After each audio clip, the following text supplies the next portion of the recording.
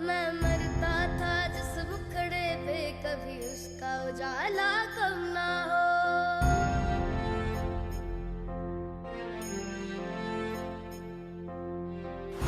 तेरी मिट्टी में मिल जावा, गुल बढ़ के मैं खिल जावा।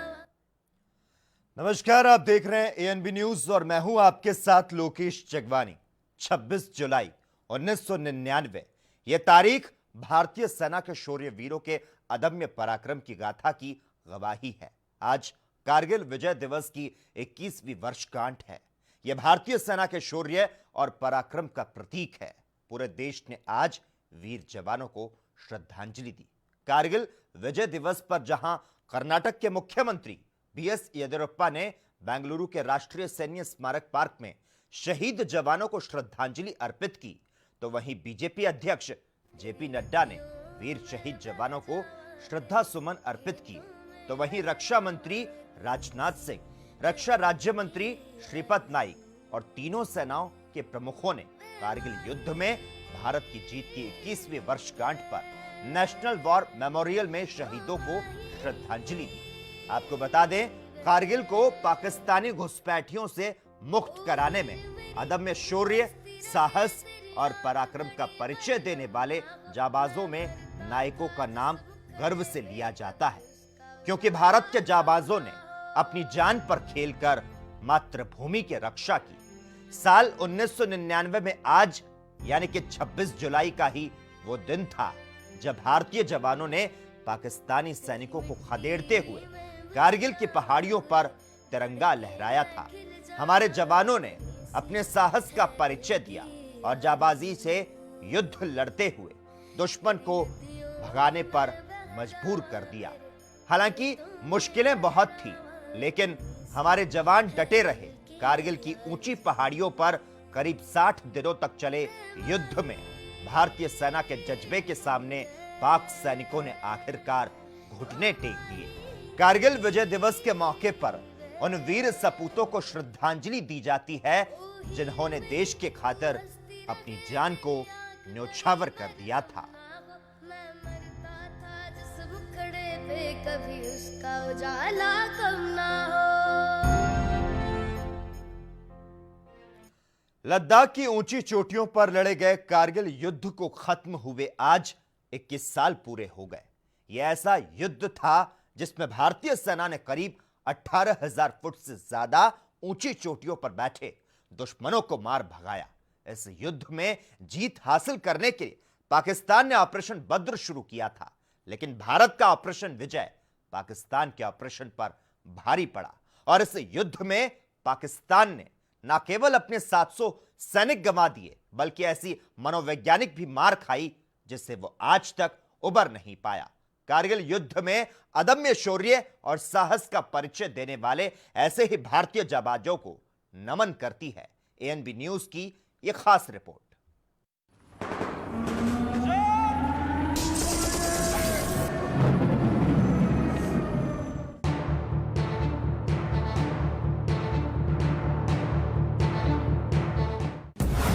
उनका मकसद था वीर गति हासिल करना।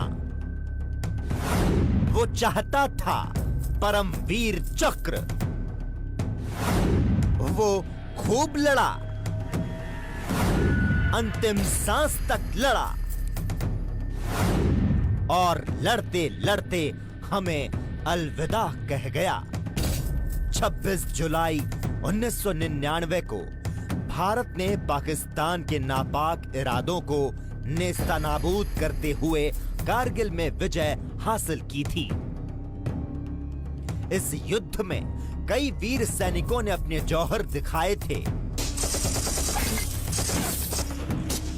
उन्हीं में से सीतापुर के कमलापुर में जन्मे कैप्टन मनोज पांडे शामिल थे।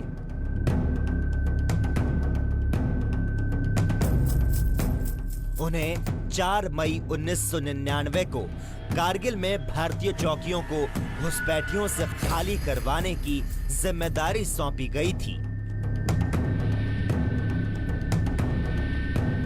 वो 5 नंबर प्लाटून का नेतृत्व कर रहे थे। कैप्टन पांडे बटालिक सेक्टर में दुश्मनों पर जीत हासिल करते हुए आगे बढ़ रहे थे।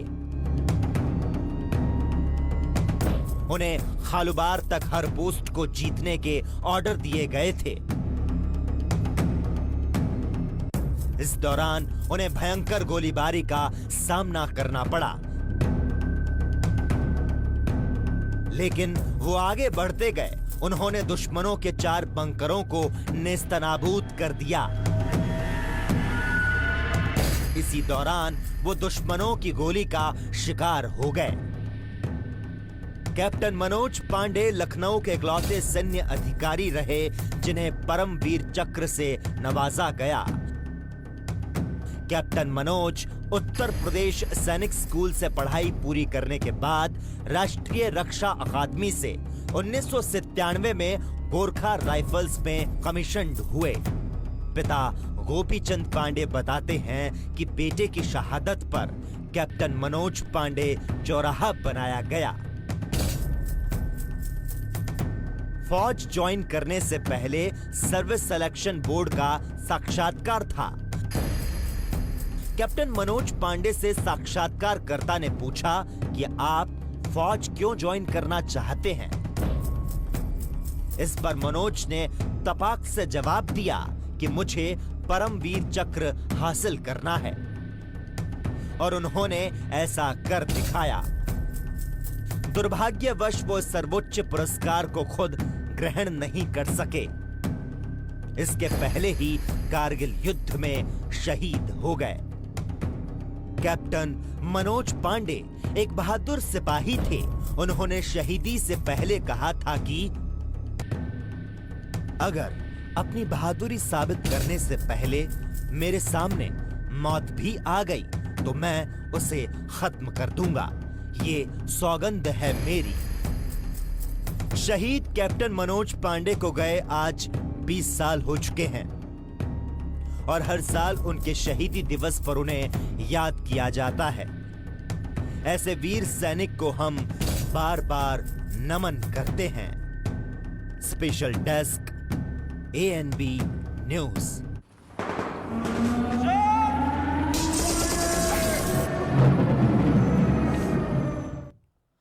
कारगिल विजय दिवस के आज 21 साल पूरे हो चुके हैं। इस अवसर पर पूरा देश शहीदों को नमन कर रहा है, और ANB न्यूज भी उन शहीदों को सलाम करता है। कारगिल में शहीद हुए बहादुर जवानों में से एक आगरा का लाल शहीद धर्मवीर सिंह भी था, जिसकी बहादुरी के किस्सों की उसके पैतृक गांव में आज भी चर्चा होती है। यह रिपोर्ट देखिए।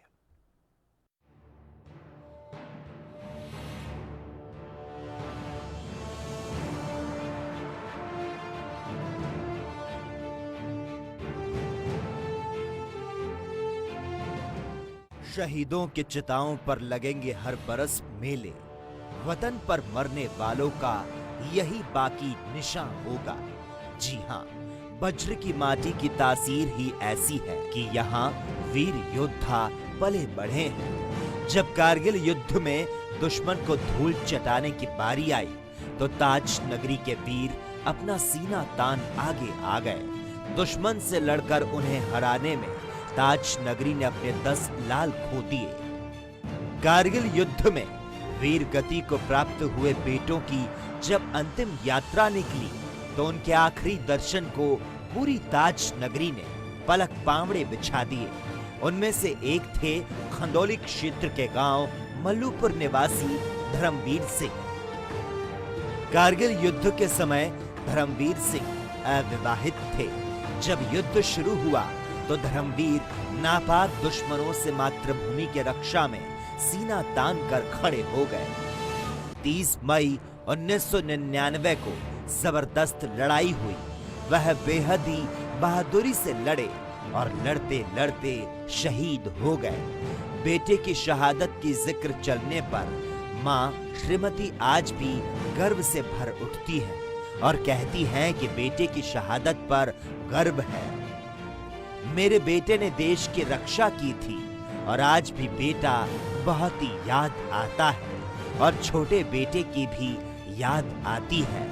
मैं तो अकेली रह गई। रक्षाबंधन त्योहार आ रहा हो, मेरी बेटी याद करते हैं, मैं भी याद करती हूँ कि मेरा भाई आएगा। हाँ, बेटी याद करते हैं, रो मत है, याद करते हैं कि भैया हो तो रक्षाबंधन बांधती, राखी करती, तिलक करती, रो मत है। हर साल यादें जो ताज़ा हो जाती हैं, जैसे ही कारगिल दिवस आता है जो हर साल ताजा है जहाँ पे, हर साल याद करते हैं बेटी ने, भैया ने, एक भैया ना रहे हो, दोनों ना मिलते।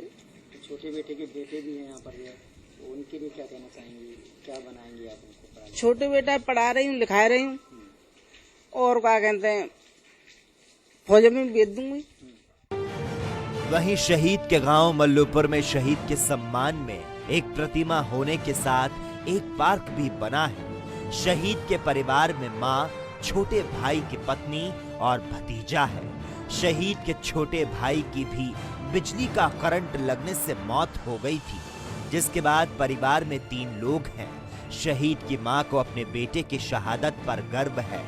शहीद धर्मवीर के भतीजे चेतन चौधरी का कहना है कि मैं भी बड़ा होकर फौज में जाऊंगा और ताऊजी की तरह देश की सेवा करूंगा। मेरे ताऊ कारगिल के युद्ध में शहीद हो गए थे और मेरा भी सपना है कि मैं बड़े होकर फौज ज्वाइन करूं और उनका सपना पूरा करूं। बात करें कारगिल विजय दिवस की तो स्वतंत्र भारत के लिए एक महत्वपूर्ण दिवस है। कारगिल युद्ध लगभग 60 दिनों तक चला और 21 जुलाई को उसका अंत हुआ और इसमें भारत की विजय हुई। आगरा से एएनबी न्यूज के लिए पुष्पेंद्र शर्मा की रिपोर्ट।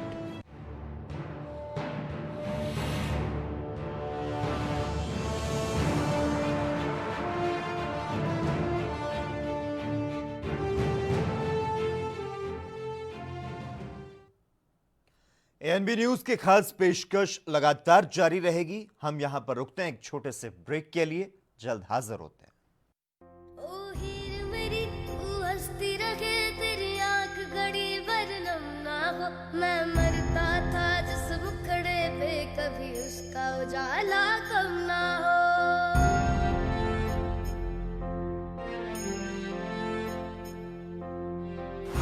तेरी मिट्टी में मिल जावा, गुल बढ़ के मैं खिल जावा।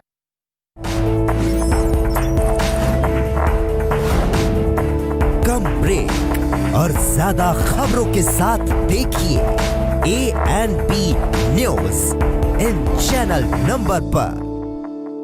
मेरी तू हंसती रखे, तेरी आंख घड़ी वरनम ना हो। मैं मरता था जिस मुखड़े पे, कभी उसका उजाला कम ना हो।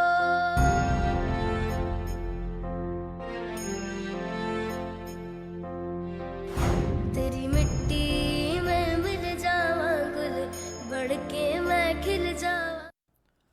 ब्रेक के बाद मेरी माटी मेरी मां में एक बार फिर से आपका स्वागत है। 21 साल पहले 1999 में भारत पाकिस्तान के बीच लड़ा गया कारगिल युद्ध आज भी लोगों के जहन में है। देश की रक्षा के लिए भारत के जिन वीर सपूतों ने अपनी शहादत दी, वो आज भी लोगों की यादों में जिंदा है और उनकी वीरता के किस्सों को सुनकर बच्चे बड़े होते हैं। आज 26 जुलाई है। इसी दिन 1999 में भारतीय सेना ने पाकिस्तान के नापाक मंसूबों को ध्वस्त करते हुए कारगिल युद्ध में धूल चटा दी थी। हरियाणा के नौजवान कृष्ण कुमार ने भी कारगिल युद्ध के दौरान अपना बलिदान दिया। ये रिपोर्ट देखिए।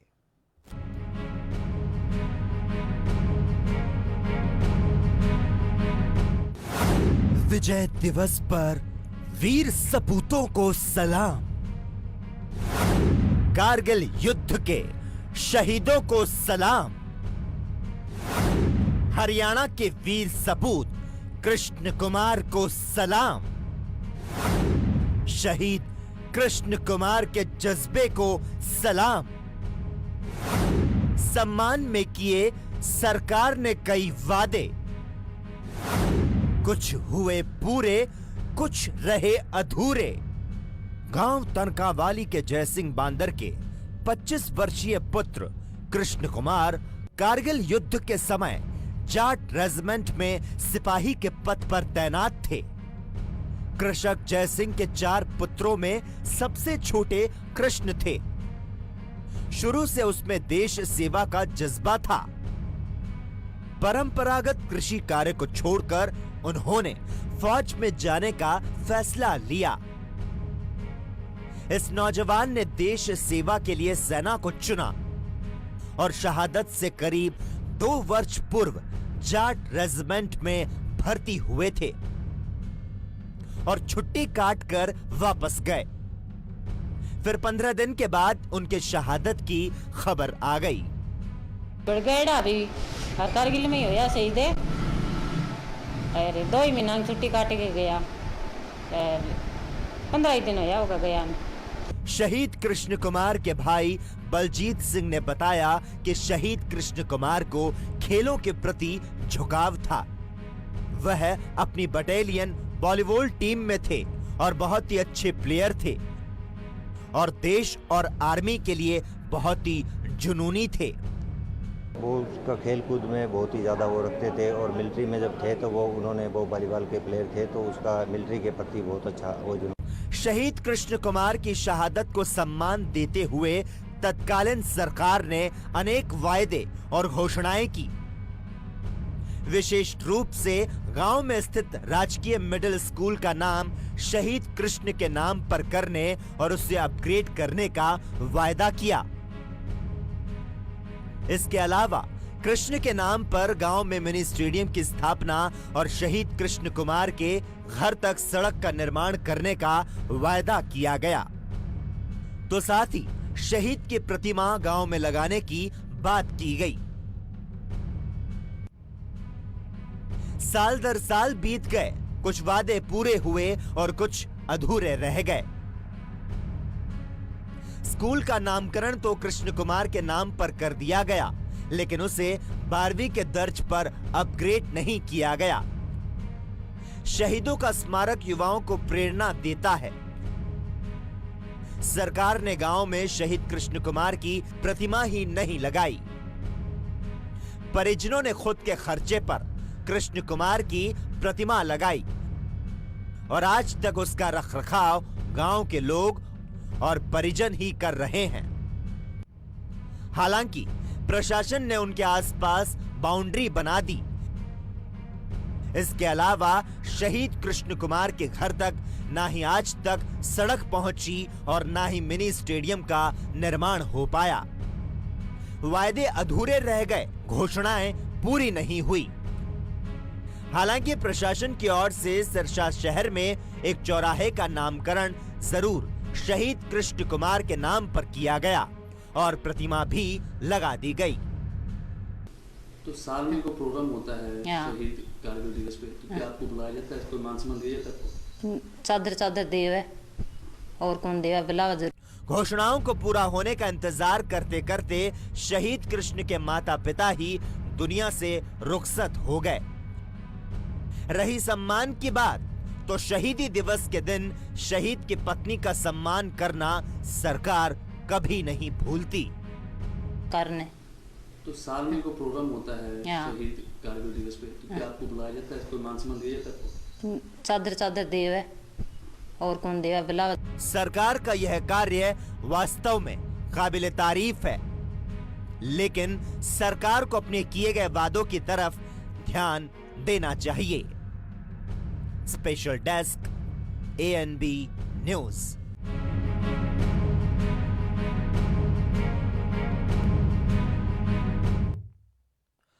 ऑपरेशन विजय चलाते हुए भारत ने 26 जुलाई 1999 को पाकिस्तान को पूरी तरह से खदेड़ते हुए जीत का ऐलान किया था। यह जंग ऐसे समय छिड़ी थी जब दोनों देशों की सरकारों में शांति बहाल होने के प्रयास लगातार जारी थे। तत्कालीन प्रधानमंत्री अटल बिहारी वाजपेयी पाक PM नवाज शरीफ के न्योते पर लाहौर गए। बस सेवा शुरू की गई, लेकिन दूसरी तरफ पाकिस्तान ने पीठ में छुरा घोंपते हुए कारगिल में हमला करने की साजिश रच डाली। यह रिपोर्ट देखिए। पहले से तैयार था कारगिल युद्ध का खाका। परवेज मुशर्रफ ने रची थी युद्ध की साजिश। युद्ध को दिया था ऑपरेशन कोह-ए-पैमा का नाम। क्या युद्ध से नवाज शरीफ थे अनजान? पाकिस्तान के साथ 2 पूर्ण युद्ध के बाद ये एक सीमित युद्ध था जो लगभग 3 महीने चला। पाकिस्तान के ऑपरेशन कोह-ए-पैमा का जवाब भारत ने ऑपरेशन विजय से दिया था। इस युद्ध का एक परिणाम ये हुआ कि पाकिस्तान में एक बार फिर से लोकतंत्र खत्म हो गया था। नवाज शरीफ बाद में जेल में डाल दिए गए। कारगिल युद्ध के मास्टरमाइंड परवेज मुशर्रफ पाकिस्तान के सैन्य तानाशाह बन गए, जो बाद में उन्हीं अटल बिहारी वाजपेयी से आगरा में मिले, जिनके कार्यकाल में कारगिल युद्ध हुआ था।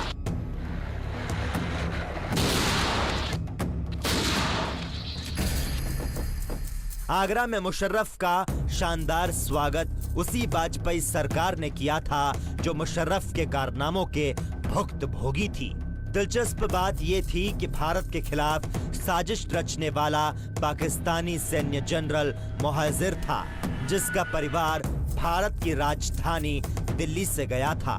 नहीं तो इसके पहले भारत के खिलाफ तमाम साजिश रचने वाले सैन्य जनरल पश्तून या पंजाबी थे।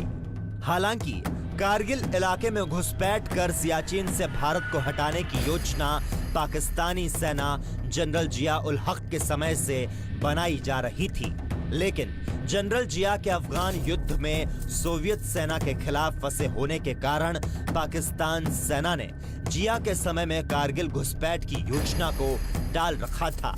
एक तरफ तो पाकिस्तान भारत की तरफ दोस्ती का हाथ बढ़ा रहा था और दूसरी तरफ उसी दोस्त की बीच में छुरा भी घोंप रहा था। आखिर पाकिस्तान की ये दोगुली नीति के पीछे उनके मंसूबे क्या थे, इन्हें हम जानते हैं। दोस्ती के नाम पर पाकिस्तान घोंप रहा था खंजर। लद्दाख को कश्मीर से काटना चाहता था पाकिस्तान। पाकिस्तान को थी बहुत बड़ी गलतफहमी। विवाद बढ़ने के बाद अंतर्राष्ट्रीय मंचों पर जाएगा मामला। कश्मीर के अंतर्राष्ट्रीयकरण में पाकिस्तान को मिलेगा लाभ। दरअसल बेनजीर भुट्टो जब दोबारा 1993 से 1996 तक सत्ता में थी, तब भी पाकिस्तानी सेना कारगिल में घुसपैठ करके लद्दाख को कश्मीर घाटी से काटने की योजना बना रहा था। इस योजना को मंजूरी के लिए जब बेनजीर भुट्टो के सामने रखा गया तो उन्होंने इसे मंजूर करने से इनकार कर दिया। पाकिस्तान के कोह-ए-पैमा या ऑपरेशन कारगिल का मुख्य उद्देश्य कश्मीर और लद्दाख के लिंक को खत्म करना था। पाकिस्तानी जनरलों ने इसके लिए जहां पाकिस्तानी लोकतांत्रिक हुक्मरानों को बेवकूफ बनाया, तो वहीं उनकी एक गलतफहमी ये भी थी कि विवाद बढ़ने के बाद ये मामला अंतर्राष्ट्रीय मंचों पर जाएगा और इससे कश्मीर के अंतर्राष्ट्रीयकरण में पाकिस्तान को लाभ मिलेगा। दिलचस्प बात ये थी कि तत्कालीन प्रधानमंत्री नवाज शरीफ को फौजी जनरल परवेज मुशर्रफ ने पूरे घटनाक्रम की जानकारी अंत में दी थी और उन्हें ये भी कहा था कि वास्तव में यह ऑपरेशन कश्मीर फतेह है। हालांकि नवाज शरीफ को लेकर यह लिखा जाता है कि नवाज शरीफ को वास्तव में सेना के कारगिल ऑपरेशन की जानकारी नहीं थी। वो भारत से कोई विवाद नहीं खड़ा करना चाहते थे, लेकिन सच्चाई कुछ और थी। जब परवेज मुशर्रफ ने इस ऑपरेशन का उद्देश्य कश्मीर बताया तो नवाज खासे खुश हो गए थे। दरअसल पाकिस्तानी जनरलों की योजना अनुसार कश्मीर और लद्दाख को जोड़ने वाले NH-1 को हिट करके कश्मीर और लद्दाख का लिंक खत्म कर दिया जाएगा ताकि सियाचिन से भारत सेना वापसी पर बाध्य हो जाए। लेकिन जनरलों की यह चाल कामयाब नहीं हो पाई और अंत में नवाज शरीफ को इज्जत बचाने के लिए अमेरिका भागना पड़ा। इसके बाद पाकिस्तानी सेना की वापसी भारतीय इलाकों से होने लगी। भारत को अंततः 26 जुलाई को पूरी सफलता मिली और भारत ने अपने तमाम इलाके अपने कब्जे में ले लिए। दरअसल ऑपरेशन कारगिल 4 लोगों के गैंग का खेल था और इसीलिए पाकिस्तानी सेना इस प्लानिंग में फेल हो गई। Special desk ANB news.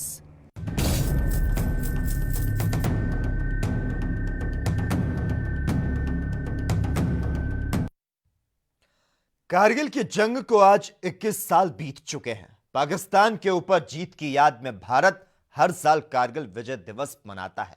ये एक ऐतिहासिक विजय थी जिसमें भारतीय सैनिकों ने पाकिस्तान द्वारा कब्जा कर लिए गए अपनी एक एक इंच जमीन को आजाद करवाया था। दुनिया करती है जिसे सलाम, वो है भारत का सैनिक महान। रणभूमि में दुश्मन को जो चटाए धूल, वो है भारत का जवान। इसी के साथ इस कार्यक्रम में इतना ही। देश और दुनिया की तमाम अपडेट के लिए आप देखते रहिए ANB न्यूज।